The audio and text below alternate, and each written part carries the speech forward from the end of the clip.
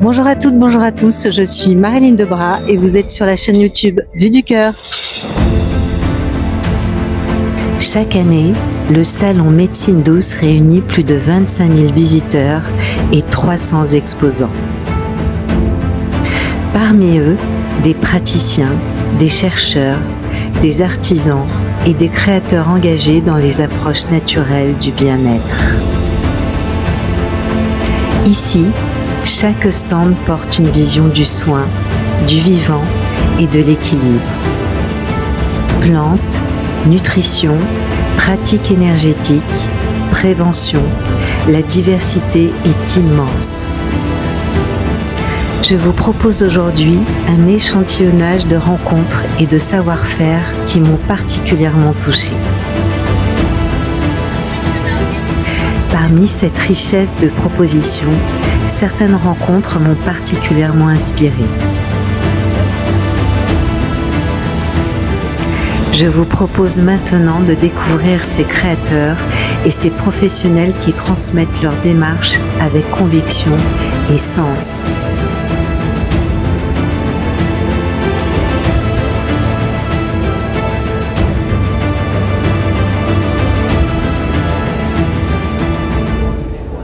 Sur le stand Laborda d'Ambrosie, j'ai rencontré les producteurs de miel de terroir.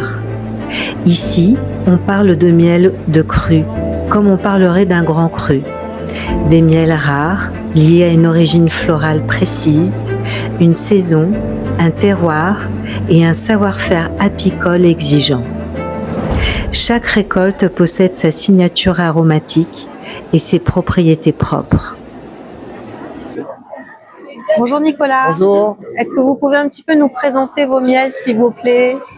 Donc nous sommes producteurs paysans dans une petite ferme entre la forêt landaise et les Pyrénées dans le sud-ouest. On est une famille à s'occuper d'une petite ferme polyculture et notamment avec environ 400 ruches. Et donc on produit essentiellement des miels de montagne et des miels de forêt landaise. On essaye de produire des miels issus de fleurs et de plantes plutôt rares et à haute valeur gastronomique. D'accord, donc c'est pour ça qu'en fait on voit derrière vous, il y a marqué miel de cru fermier, c'est ça? Voilà, biologique? exactement. C'est ça les miels de cru, c'est des miels de petits terroirs qu'on sélectionne parce qu'on aura la possibilité d'y produire des miels monofloraux ou polyfloraux assez particuliers au niveau gastronomique et assez rares. Vous pouvez nous donner quelques exemples, nous les montrer? Oui, alors par exemple on a un miel de rhododendron. Oui.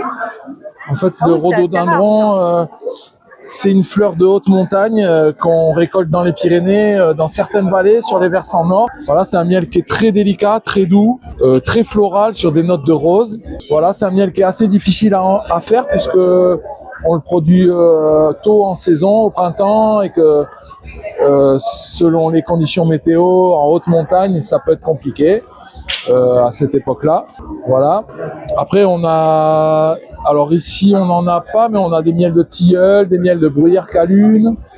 On peut faire des miels de bourdaine aussi. Ça, c'est plutôt dans la forêt landaise. Voilà, qui est un miel très fruité. La bourdaine, c'est un arbuste endémique de la forêt landaise. D'accord. Donc, on a un miel qui est très beau, très fruité. Incroyable. Ouais, vraiment incroyable. C'est magnifique. Voilà, ça c'est des petites, c'est pareil, hein, c'est des récoltes qu'on fait pas chaque année malheureusement. Il faut des conditions météo très très particulières. Vraiment adéquates, oui. Voilà, on a un miel qu'on fait, un miel de forêt tout noir. Alors celui-là, il m'a vraiment impressionné, oui.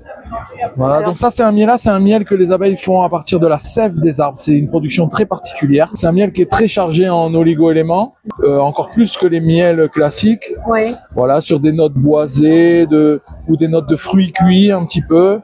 Donc voilà, on essaye de faire des petites productions comme ça, on n'en a pas beaucoup, mais des miels qui sortent un peu du lot. J'ai l'impression que vous avez vraiment des miels rares en fait, hein. C'est vraiment... Et puis c'est une entreprise familiale. Voilà, qui a un cahier des charges plus exigeant que le cahier des charges bio européen, qui a une vraie exigence en termes de qualité de nos produits et du bien-être de nos abeilles. Et puis voilà, on travaille avec nos enfants. D'accord. Et qui a initié en fait dans votre famille l'apiculture? Ça remonte à combien de générations? Alors c'est la première génération. Ah, c'est la première, d'accord. Okay, c'est moi qui ai eu mes premières ruches il y a 20 ans et on était éducateurs tous les deux avant et on s'est installés en apiculture. Super. Voilà, ça fait 20 ans qu'on fait ça. Donc c'est une reconversion. Voilà, tout à fait, ouais. C'est super. Et puis on fait aussi des petits miels arrangés là, ce qu'on appelle. Ouais. Donc des miels auxquels on associe des productions souvent fermières autour de chez nous. Ouais. Alors le gingembre, on a un CBD, un miel au CBD d'amis producteurs de CBD du Lot-et-Garonne qui est formidable. On a un miel au piment d'Espelette. Wow. Donc ça c'est pareil, c'est des producteurs en biodynamie qu'on connaît du Pays Basque. Ouais. Voilà, on a un miel au curcuma et on a le cocktail d'énergie issu de nos ruches, l'association du miel, du pollen et de la propolis. Ça pour la santé c'est formidable. Ah ouais. Et puis voilà, après on fait aussi des cosmétiques que fait ma femme. Tout est fait sur la ferme par nous. Eh bien, voilà. écoutez, Et nos abeilles. Merci beaucoup vraiment Nicolas pour cette présentation parce que c'est magnifique. Moi j'ai envie de tout acheter là. Merci beaucoup. Merci à vous.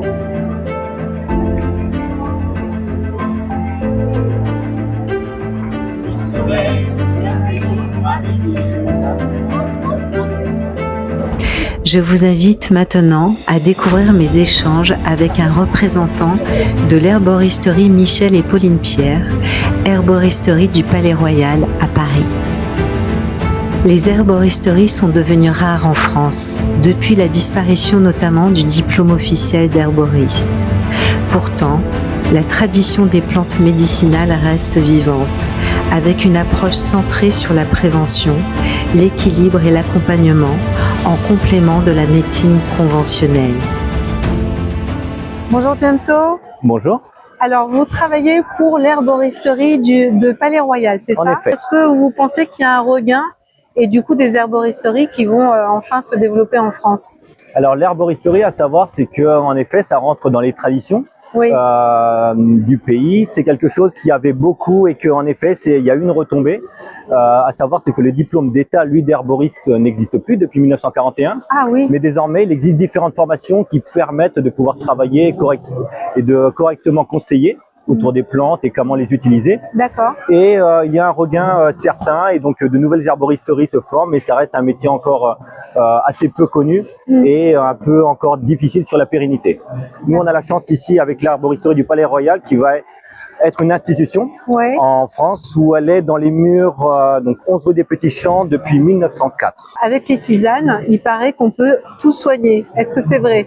Alors c'est à modérer. Déjà le terme soigner est un petit peu fort, c'est qu'il existe beaucoup de plantes différentes et on peut venir soutenir le corps. Donc venir soutenir vis-à-vis de l'immunité, venir amoindrir certains symptômes de grippe, tout autour de la santé. Donc il y a beaucoup de choses à faire, il y a toujours des plantes qu'on peut vous conseiller.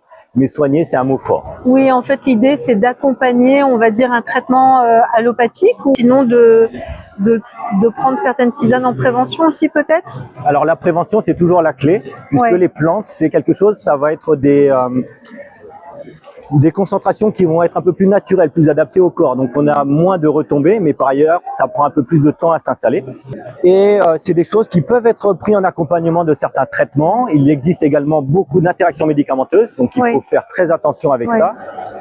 Et vous pouvez donc prendre toutes les plantes, ça se prend sous forme de cure. Donc, ça prend un peu de temps à s'installer, c'est un accompagnement. Vis-à-vis de la santé, il faut savoir que tout est une mission d'équilibre, donc c'est venir rééquilibrer le corps. Est-ce que vous voyez beaucoup de personnes qui sont par exemple malades et qui souhaitent accompagner justement leur traitement? Ou est-ce que ce sont vraiment des personnes qui se tournent vers le naturel en ce moment? Alors, on a un petit peu de tout.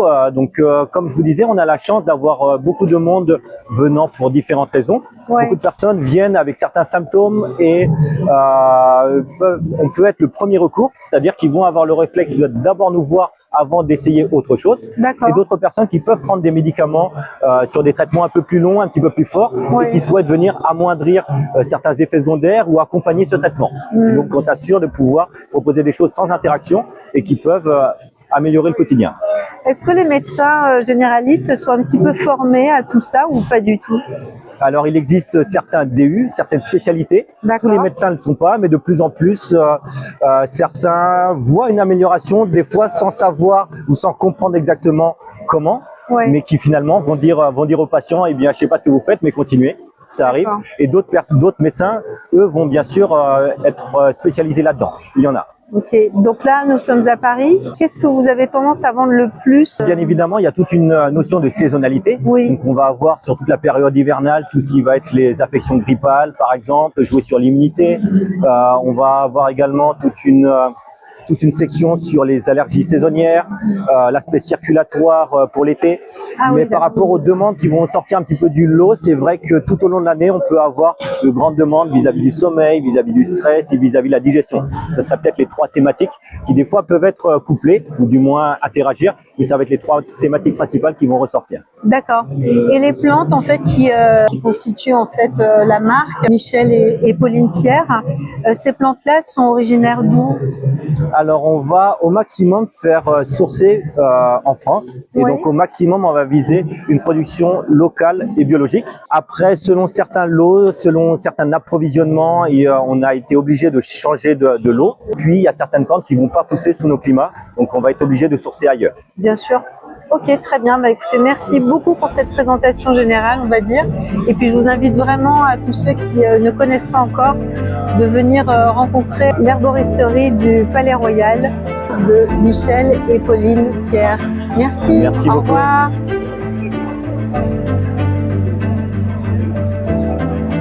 J'ai rencontré Monique Pelaine, créatrice de Phytogerm. Sa démarche est singulière.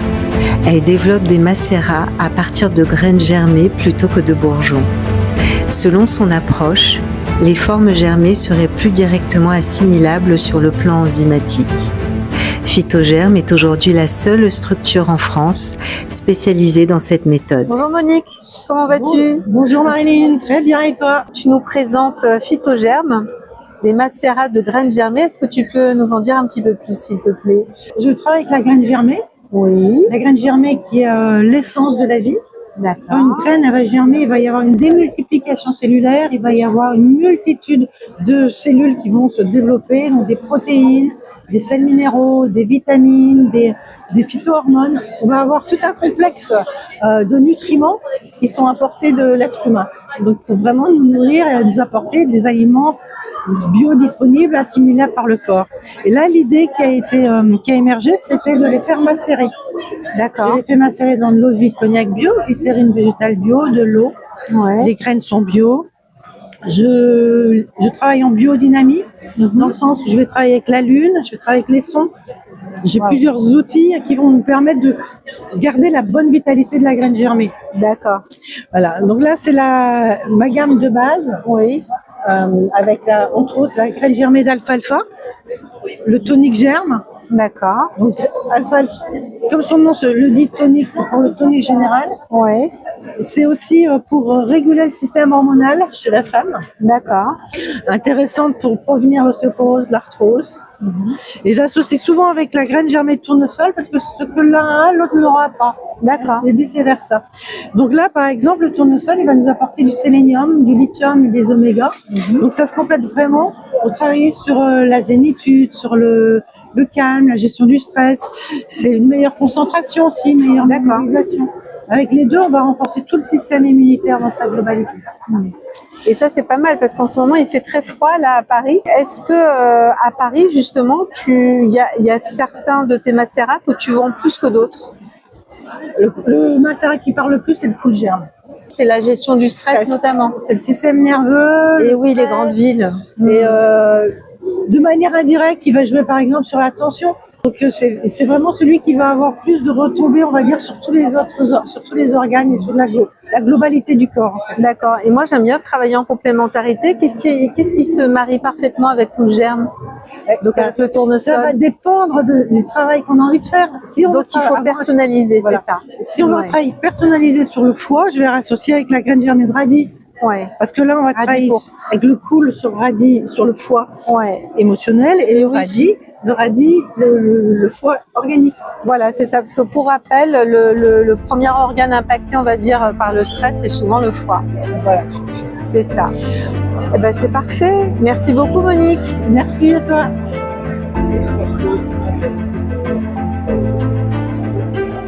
Côté alimentation vivante, j'ai rencontré la boulangère de la Maison des Pains, Tartinette à roulettes à Collioure. Son travail repose sur le levain naturel issu de fruits, sans levure chimique ni conservateur, avec une fermentation lente. Une approche artisanale qui remet le temps, la transformation naturelle et la digestibilité au cœur du pain. Alors, donc, nous sommes donc la maison Les Pains de Collioure. Nous sommes rue de la Gare à Collioure et on fait beaucoup de pains à l'ancienne, puis au feu de bois, avec des levains à base de fruits. Et on est spécialiste du pain sans gluten. Et en vérité, un pain, c'est un petit peu comme le bon vin. Plus il vieillit et plus il prend de goût. Parce que c'est grâce en fait à la fermentation des fruits et légumes de saison que nous appliquons sur notre levain, qui permet d'avoir une digestion très pure et pas d'adhérence, pas de choses comme ça. Voilà. Alors le pain en vérité fait pas grossir, sauf qu'effectivement si on a des bonnes farines, c'est parfait. Si on prend du pain blanc, faut savoir que le pain blanc malheureusement c'est à base de farine de fèves. Il y a 80% de farine de fèves et 20% de farine de blé. Et ça souvent les boulangers le disent pas et c'est un peu dommage. C'est qu'en fait ça a été accepté par Bruxelles et du coup en fait le volume à travailler est beaucoup plus important en farine de fèves qu'en farine de blé, par exemple. C'est important ce que vous dites là. Alors justement, j'aimerais savoir pourquoi le pain au levain se fait rare de nos jours alors qu'il est tout de même plus digeste et meilleur pour la santé. Alors, c'est une question de temps et de travail, donc et aussi de trouver de bons professionnels. On est dans l'artisanat et plus ça va, plus l'artisanat est désuet, puisque donc les grandes chaînes, tout ce qui est chaîne et ces grosses structures, ils prennent place par rapport aux artisans. Et malheureusement, ça enlève effectivement beaucoup de travail. Est-ce que ça coûte plus cher de faire du pain au levain? Si c'est plus cher, alors oui, par rapport au temps et par rapport en fait aux farines employées, bien sûr, tout à fait. Oui, ça a un coût plus important. Après, il y a la cuisson qui est importante, donc au feu de bois. Oui, alors pourquoi ce choix? Parce que d'abord, on a une qualité qui est nettement supérieure, la teneur, le goût, et la croûte est différente. Vous voyez, on a une jolie croûte, voilà. Ça, c'est sûr qu'on est sur des bases totalement différentes. Ça n'a absolument rien à voir avec quelque chose de facile. J'ai une dernière petite question. Oui, bien sûr. Le pain au levain peut-il s'inscrire dans une démarche bien-être globale? Oui, elle peut l'être. Elle peut l'être parce que je dirais que la base de notre alimentation, évidemment, c'est le pain.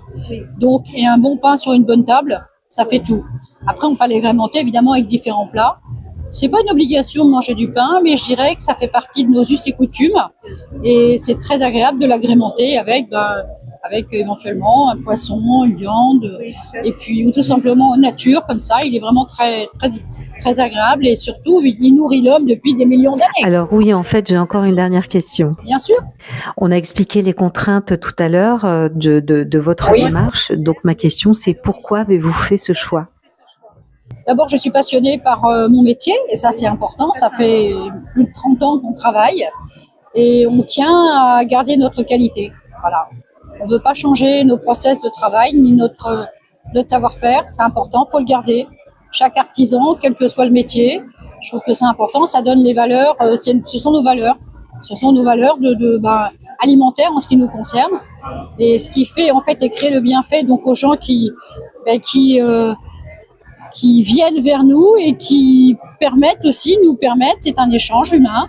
On travaille pour vous et le fait que mes petits clients viennent et reviennent depuis toutes ces années, c'est qu'ils apprécient donc notre travail, notre savoir-faire. Et c'est important, c'est un bel échange. Voilà. À quelle heure? Nous, on travaille la nuit, madame. On ne travaille pas le matin. On commence, ça dépend des tournées. On peut commencer à minuit, à 23h, ça dépend des tournées. Voilà. En tout cas, merci beaucoup. Super. Merci. À très bientôt, j'espère. Au plaisir. Bravo. Vraiment. Merci. À vous aussi. Merci.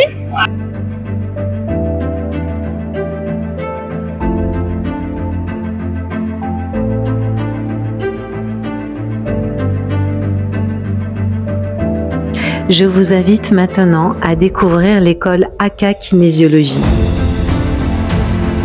La kinésiologie est une approche psychocorporelle qui utilise le test musculaire pour explorer les déséquilibres liés au stress. Elle s'inscrit dans une logique d'écoute du corps et de régulation Bonjour globale. Marie, bonjour Peggy. Bonjour. Petit reportage pour Vue du Cœur. Donc nous sommes au salon Toujours Médecine Douce à Paris pour l'édition 2026. Alors moi j'aimerais beaucoup comprendre à quoi sert la kinésiologie et qu'est-ce qu'elle peut nous apporter. La kinésiologie, c'est une méthode d'accompagnement pour aider la personne à retrouver un équilibre dans sa vie.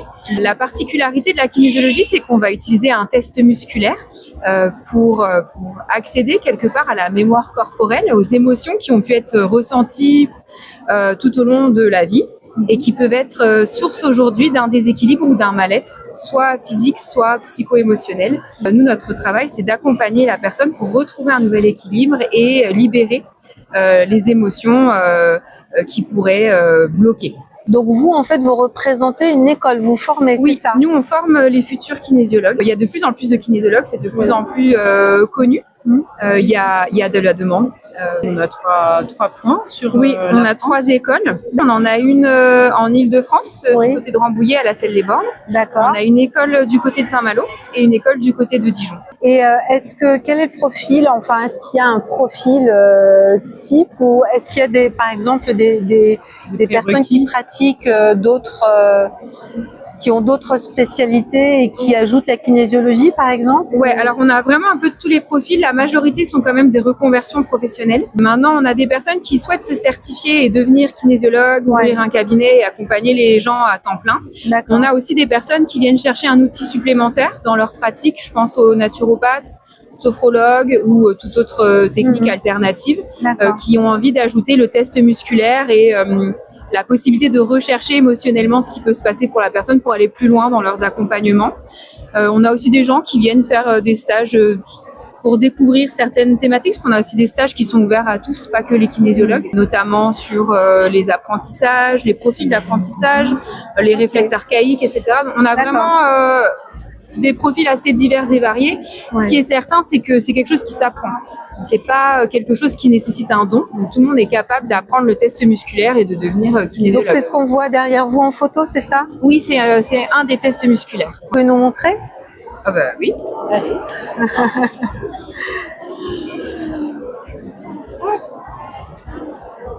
Voilà, on va simplement tester la tonicité du muscle. Donc soit la tonicité tient bien, soit elle ne tient pas, tout simplement. J'ai déjà eu une séance en fait de kinésiologie, mais c'est vrai que j'ai l'impression que c'est très fin. En fait, il y a une finesse de ressenti. On est même vraiment... là, on voit. Enfin, vous effleurez à peine. Vous touchez à peine. On n'est pas sur la force. On est vraiment sur la tonicité. Donc effectivement, c'est une lecture assez fine. Et du coup, quelle lecture ça permet justement de Le test musculaire nous permet d'identifier ce qui est source de stress. Il y a beaucoup d'expressions dans la langue française qui illustrent cette tonicité qui varie selon le stress. On a les bras qui m'en tombent, j'ai les jambes en coton. Quand on vit des choses assez intenses, on peut se sentir momentanément perdre en tonicité dans le corps. Et en fait, c'est ce que nous, on recherche à travers le test musculaire. D'accord, très bien. Merci beaucoup Marie et Peggy pour tout ça. C'est très intéressant, vraiment. Merci beaucoup. Merci.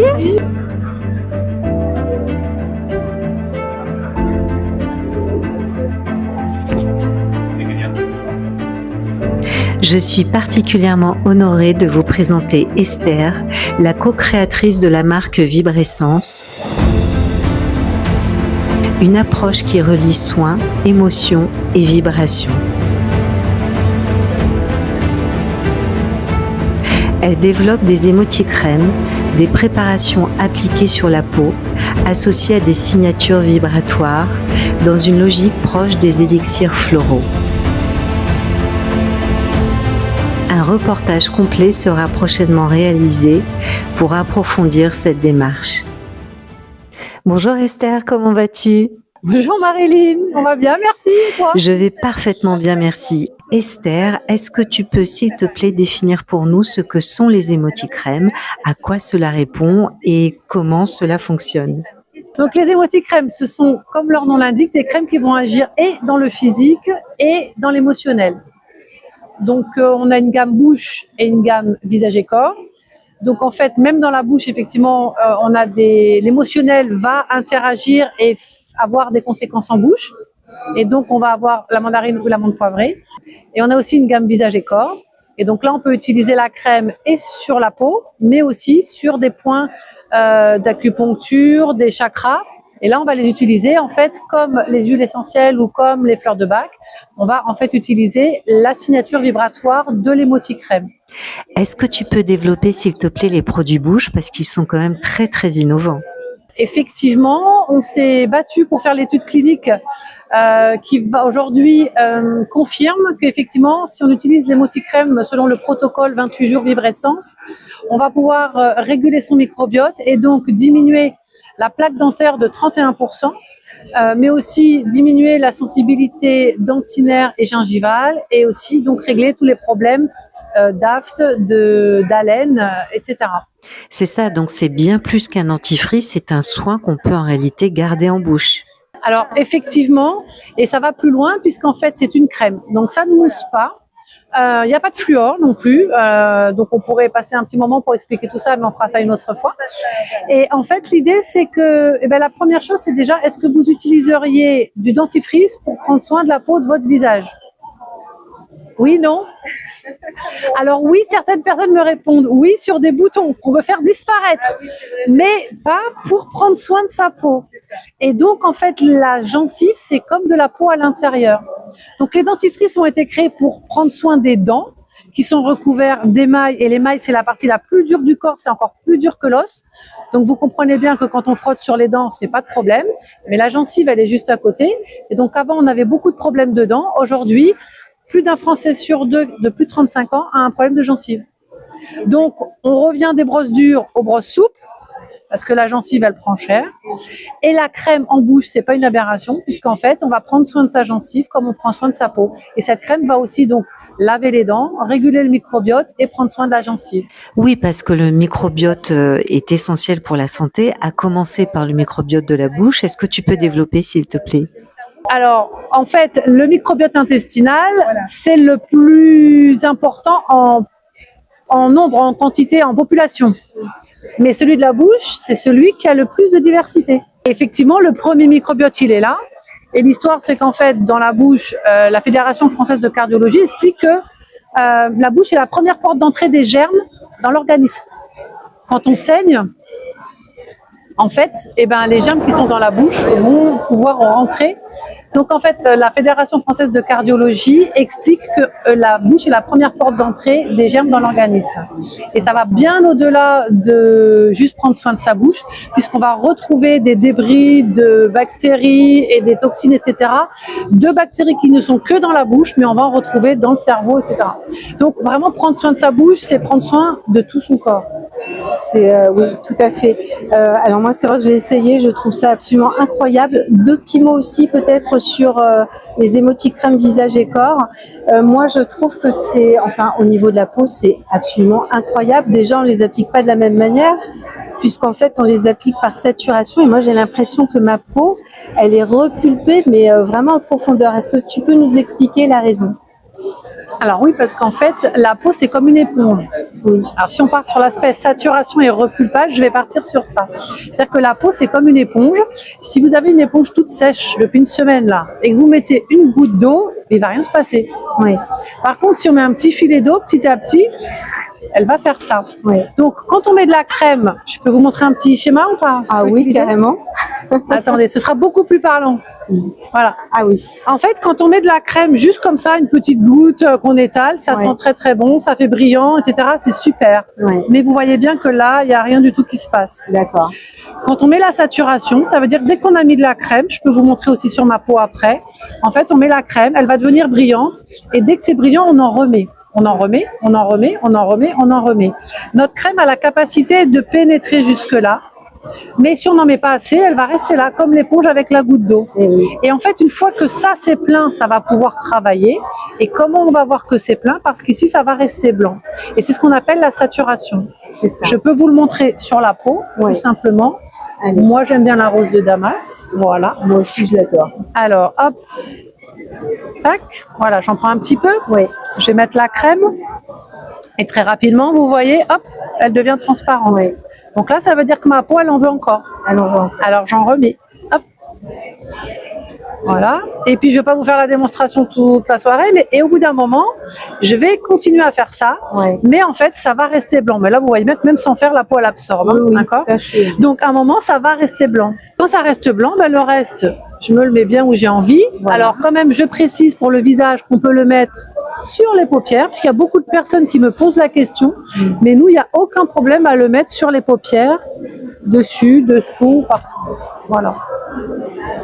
Parfait. Alors, très honnêtement, moi, j'en mets partout, sur le cuir chevelu, jusqu'à la pointe de mes cheveux, au bout de mes orteils. Enfin, vraiment, les ongles, les cheveux, ça remplace la crème pour prendre soin des cheveux. C'est incroyable. C'est pour ça que je voulais absolument, merci Esther pour ce témoignage. Je voulais absolument que tu figures sur mon petit reportage du salon Médecine Douce parce que vraiment, j'adore tes produits. Un grand, grand merci à toi et à Pierre et à bientôt pour un long reportage. Je viendrai avec plaisir, je viendrai à Lourdes vous visiter. Voilà, merci à toi. Tout ça. Merci beaucoup. Bon salon. J'ai également retrouvé Pierre et Pascal Perret, les créateurs de Spirit Energy, déjà présentés sur la chaîne Vue du Cœur. Et j'en profite pour vous rappeler qu'un format long dédié est actuellement en préparation.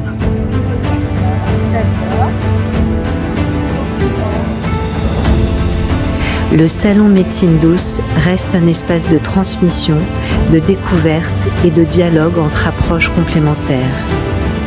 Explorer, comprendre, ressentir, chacun y trace son chemin vers un mieux-être conscient. Merci de m'avoir accompagné dans ces rencontres. Tous les contacts des marques que j'ai présentées sont disponibles en description. En vous inscrivant via le formulaire, vous pourrez bénéficier d'avantages exclusifs que certaines de ces marques ont accepté d'offrir aux abonnés Vue du Cœur. Une manière de prolonger ces rencontres et de profiter pleinement de leur savoir-faire. J'espère que ce reportage vous a plu. Pensez à liker et à vous abonner, cela valorise mon travail.